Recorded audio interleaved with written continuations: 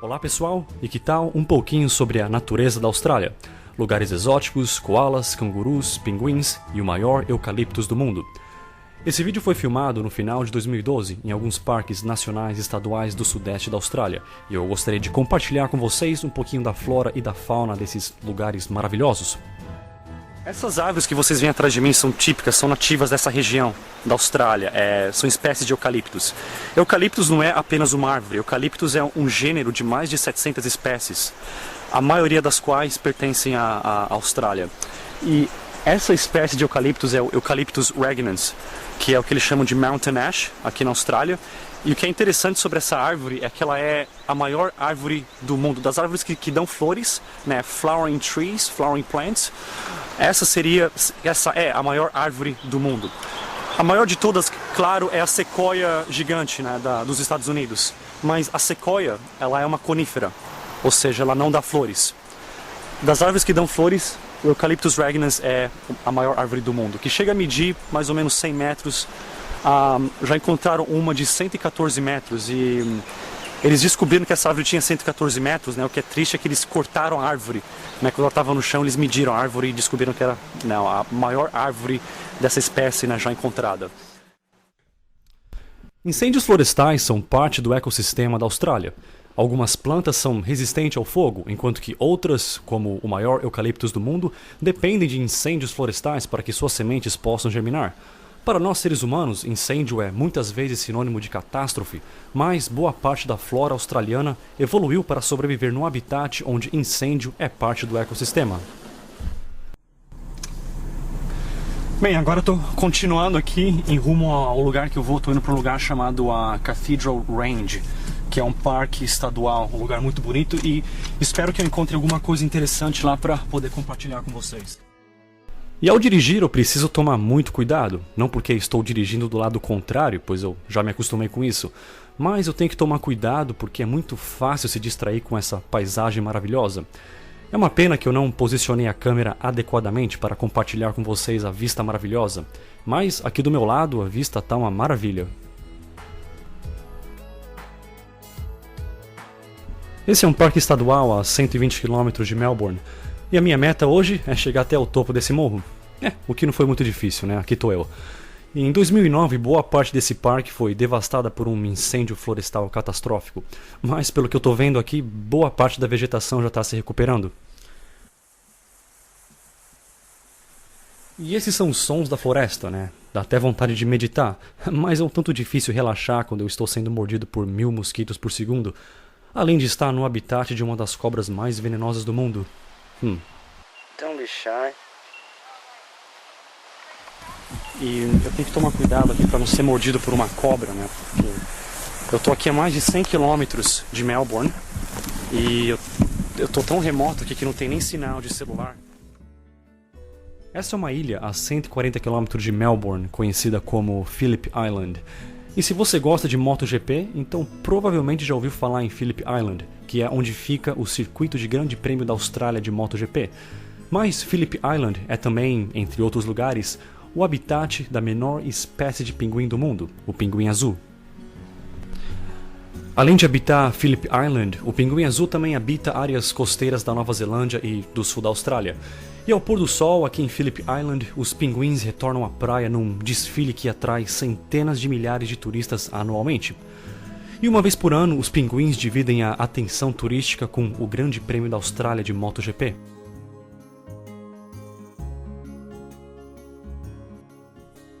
O koala é como se fosse a versão australiana do bicho preguiça. A preguiça desse marsupial se deve ao seu metabolismo extremamente lento. A dieta do koala é limitada quase que exclusivamente a folhas de eucaliptus. Essa dieta limitada oferece pouca energia a esse marsupial que tem que passar a maior parte do tempo dormindo. Um fato interessante sobre o koala é que ele raramente bebe água. A água contida nas folhas que ele ingere já é o bastante.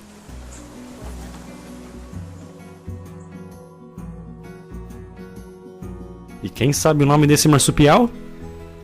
Não, isso não é um canguru, é um wallaby. É também um marsupial da família do canguru. É como se fosse um canguru em miniatura. E esse é o ibis branco australiano, um pássaro com uma aparência tão bizarra que chega até a ser engraçado.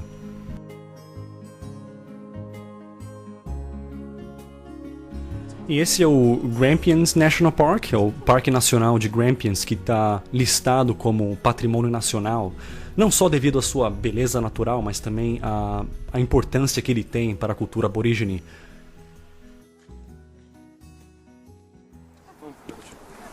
Vamos explorar a área um pouquinho. Olha o que eu achei. O que é isso? Deixa eu ver. É cocô? Ainda bem que eu não pisei. Piada, pô, claro que eu não comi o negócio. Isso aí deve ser cocô de algum marsupial, qual eu não sei. Acho que é o wombat, talvez. Ok, amarrei o cadastro agora. Chegou a hora de descer. Vamos nessa. It's a long way down now.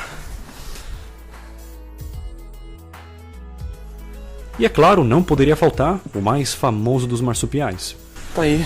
Um bando de canguruzinhos, um tanto pequenos, mas para mim essa é a proximidade máxima que eu posso chegar com segurança, porque se eu chegar perto demais eles podem se tornar um pouco agressivos, né? Eu sei que o canguru pode ter essa aparência de ser um animal bonitinho, né? Que nem um ursinho de pelúcia, mas não. Principalmente os machos, eles são bem agressivos.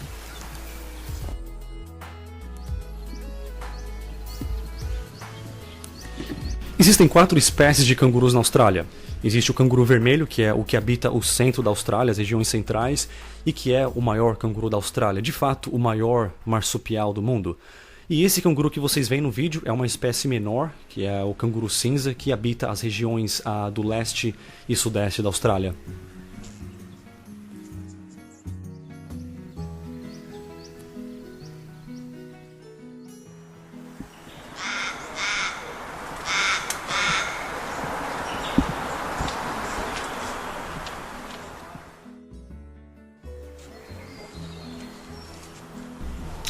E tá aí, outro lugar magnífico para quem gosta de natureza. E o maior eucaliptus do mundo, que eu mostrei anteriormente, também é abundante nessa região.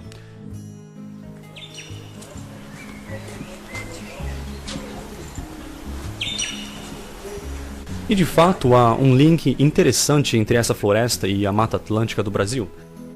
Essas são espécies do gênero botânico Dicksonia, conhecido como Samambaiaçu. Uma espécie do mesmo gênero é encontrada no sul do Brasil. Mas como pode 2 espécies irmãs estarem tão longe uma da outra? Bem, há muito tempo atrás, numa era geológica distante, a América do Sul, a Antártida e a Austrália estavam unidas por terra e compartilhavam muita flora e fauna em comum. Com o passar dos tempos, os continentes se separaram e muitas espécies evoluíram, muitas foram extintas e muitas sobreviveram com pouca ou nenhuma alteração.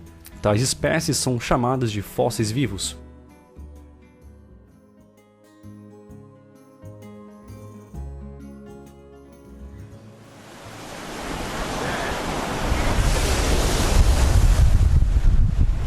Bem, eu não sou nenhum guia turístico, mas esse é apenas um dos inúmeros lugares maravilhosos que a Austrália tem a oferecer.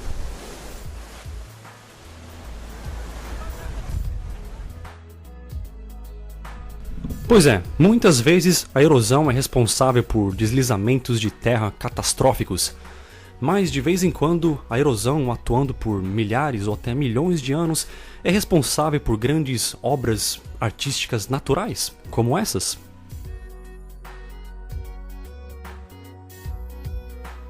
Eis aí outro lugar turístico nos arredores de Melbourne. Um lugar turístico até demais, eu tive que brigar para conseguir um espacinho para tirar algumas fotos. Claro que eu já antecipava a multidão de turistas, então eu resolvi fazer minha visita num dia chuvoso, na esperança de que haveriam menos turistas, mas eu estava enganado. Enfim, eis aí mais uma grande obra de arte do incansável escultor imortal chamado Erosão. Como o ditado já dizia, água mole e pedra dura, tanto bate até que vira uma atração turística.